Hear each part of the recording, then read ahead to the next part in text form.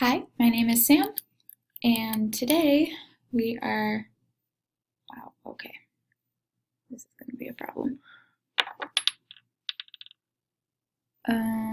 What just happened? Okay, sorry. And today we're going to be talking about management and behavior management and social skills. Okay, so recently there's been a large number of influx in students with emotional behavioral disorders and other issues that are leading to negative behavior in the classroom. So what could be some of the sources of this problem? Well, some of it has to do with parenting style and the way that kids are raised nowadays. And some of the other issues are going to be some of the ideas and the philosophies that teachers hold. So the first idea is the idea that many teachers think that they should only teach academics. The reality is that teachers are there not just to teach academics, but they're also there to teach those social skills and to teach different aspects of character, such as respect and, good character, honesty, integrity, certain things that some students just aren't getting at home due to different household issues and parenting styles. Another idea that many teachers like to use is the punitive approach. And while, many teachers think that this is going to work, a lot of times what they're doing is rewarding the negative behavior or telling the student that if you misbehave, you're going to have to leave class. And for many students, that's what they want. And by kicking the students out of class, you're not helping them stay in and learn. You're not teaching them any of those skills that they're going to need. You're just telling them that you need to go. And that's not going to work. And another idea that you can use is to, instead of punishing bad behavior, rewarding good behavior instead. A third idea that teachers like to hold true to is the expectations of, well, students should do this and students shouldn't do this. I didn't have to do this when I was in school. Teachers didn't have to do this, so I shouldn't or I should. The reality is that with the new parenting styles that are happening, there's a lot of students who are going to be lacking in these areas, and teachers are going to be needed to help teach these things. So no, you shouldn't necessarily have to teach your students to be honest. No, you shouldn't necessarily have to teach your students how to sit still, especially if you're in middle and high school. But the reality is you could very well end up doing that. So, what is a positive behavior support? It's defined as, in the book, an application of a behaviorally based system approach to enhance the capacity of schools, families, and communities to design effective environments that will improve the link between research-validated practices and the environments in which teaching and learning occurs.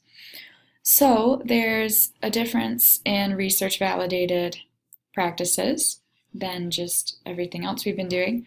The research-validated processes embrace flexibility, so you're allowed to try new things, do different things, whatever works for each student. And it's also focusing on information by qualitative research through observation and case studies. So instead of looking at how much we can do, they're looking at the quality. So you might not get much done, but how good was it? Another thing they're trying to do is enhance the environment. So this could be your environment in the classroom, this could be an environment at home, at church, anywhere really where a student is going to learn something and someone is going to be teaching the student something. So what this is going to do is quote unquote fix those behaviors and parts of the environment contributing to the negative behavior. So are there distractions there? Is the teaching style not working for that student? Is the student's learning style not working with the setup of the room that they're learning in? Instead of being proactive, or it's proactive instead of being reactive. So before the student starts exhibiting those negative behaviors, we're going to put in some sort of intervention to teach the student how to behave instead of just reacting to how the student's behaving. And another model that it uses is this three-tiered model, which I'm going to show you on the next slide. And it has 3 different tiers in it, and what it's emphasizing is strong foundations. So if you have a strong base to go off of, then the top tier interventions are going to be more powerful because students already have that base that you can build on. And another really important part of this 3-tiered model is that there's going to be interventions and support at all levels. So you're not just waiting for the student. It's not like a wait to fail scenario. So you're trying to help the student at each different level, and then once they reach the top, then there's a new support we can put in, which is an emotional plan.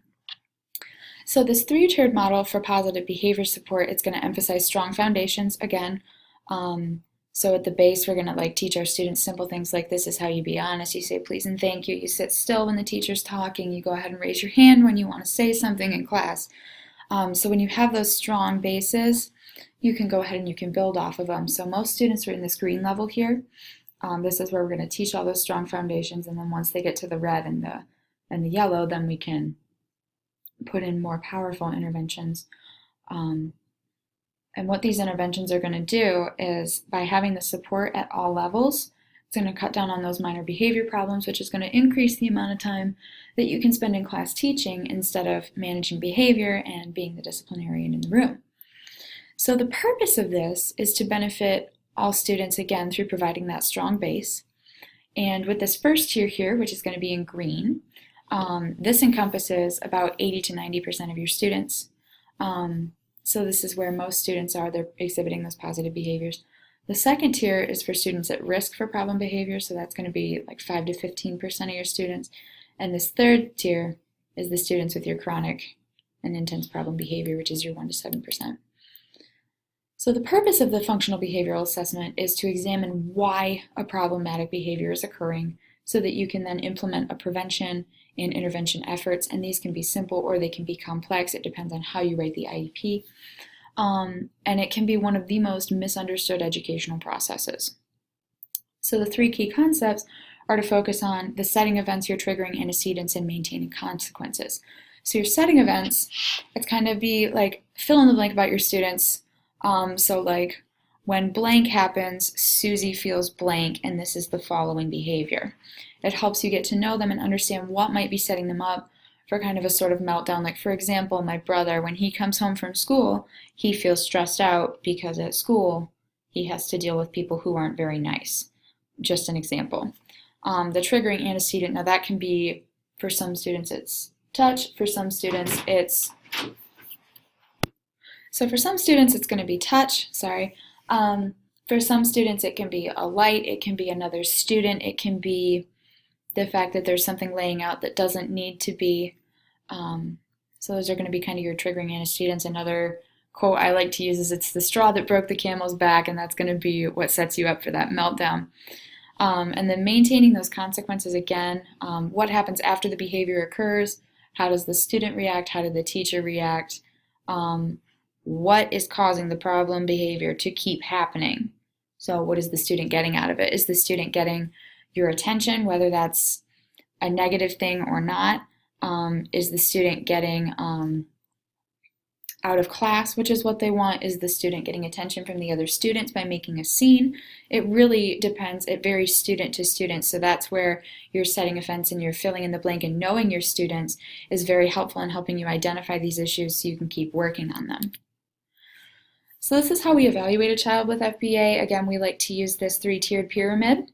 Again, it's used to prevent those negative behaviors. So here in the bottom is your green. This is basically for your school-wide, and this is where most of your students are going to be. These students are exhibiting all those positive behaviors. They're sitting still in class. They're not having emotional outbursts. Please and thank you. They're very well-behaved students. Once you reach the yellow tier right here, which is also tier 2, these are students who are at risk for those negative behaviors. So what you might do for these students is have them in small inclusion groups, small group strategies. You might want to work with them on social skills. Sometimes they'll go out of the room and check in with an adult.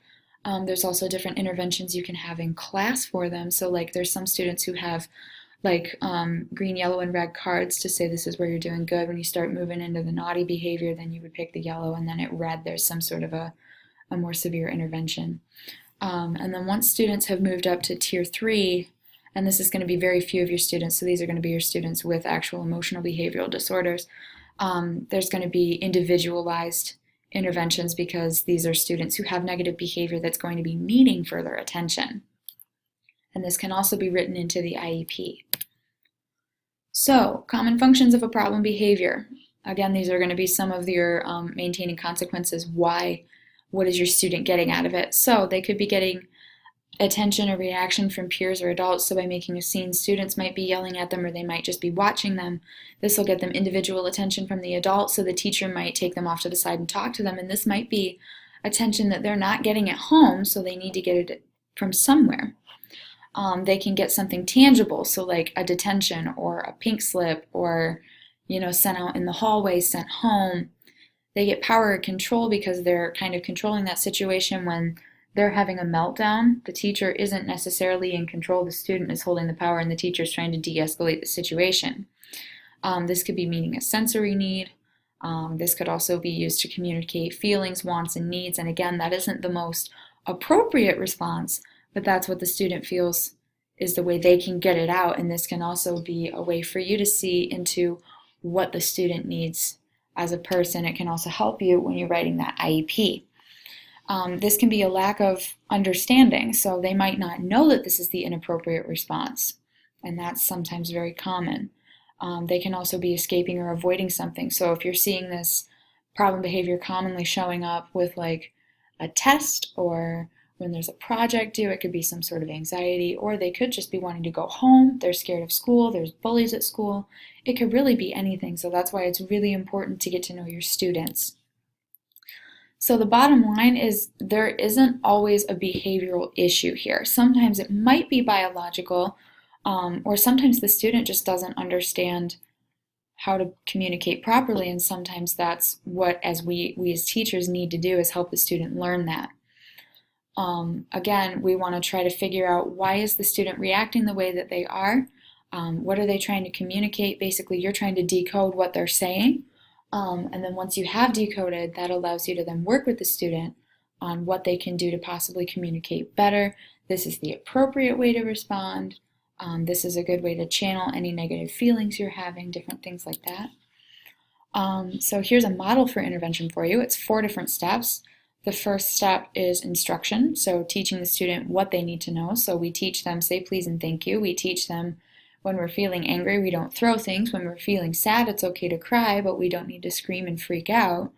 Then there's going to be the prevention and then reinforcement. So when you're preventing, there's going to be consequences.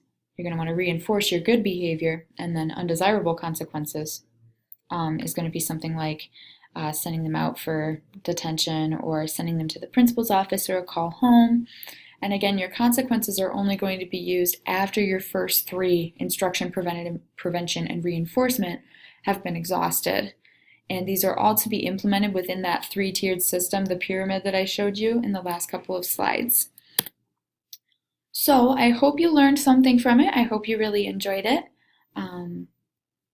Yeah, thanks for listening. Bye.